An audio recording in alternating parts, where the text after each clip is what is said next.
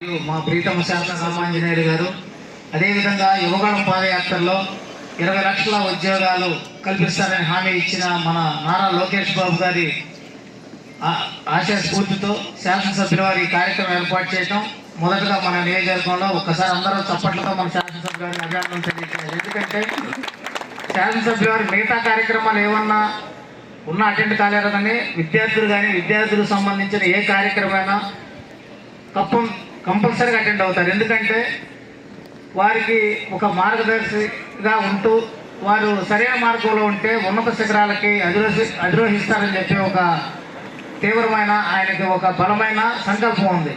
ఎందుకంటే వారికి సరైన గైడెన్స్ ఉంటే వారు సరైన మార్గంలో వెళ్తే పయనిస్తే మన దేశం అభివృద్ధి చెందుతుంది, వారి కుటుంబాలు అభివృద్ధి చెందుతాయి అని చెప్పి నమ్మే ఒక ఆశయం ఆయన తీసుకొని ప్రతి కార్యక్రమం కంపల్సరీగా అటెండ్ అవుతారు. అట్లానే ఈరోజు ఈ కార్యక్రమం ఏర్పాటు చేసిన ముఖ్య ఉద్దేశం మన నిరుద్యోగ యువకుల అవకాశాన్ని వినియోగించుకోవాలి.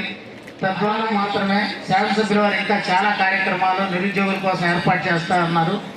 దానికి మనందరం కూడా ఇటువంటి నాయకుడు మన ఎమ్మెల్యేగా రావటం మనందరం పూర్వజన్మ సుకృతంగా భావిస్తున్నాం. అదేవిధంగా నియోజకవర్గాన్ని ఒక మోడల్గా తీర్చిదిద్దుతూ అభివృద్ధి పయనపు చేస్తానికి ఆయన కృషి చేస్తున్నారు. కాబట్టి ఆయన బాటలోనే మనందరం కూడా స్థానిక నాయకులు కూడా ఆయన ఏ కార్యక్రమానికి పిలిపించినా కూడా మనందరం పాలు పంచుకుంటూ ప్రతి కార్యక్రమం విజయవంతం చేస్తున్నాం. అట్లానే ఈరోజు కూడా ఈ కార్యక్రమం విజయవంతంగా అందరూ సహకరించారు.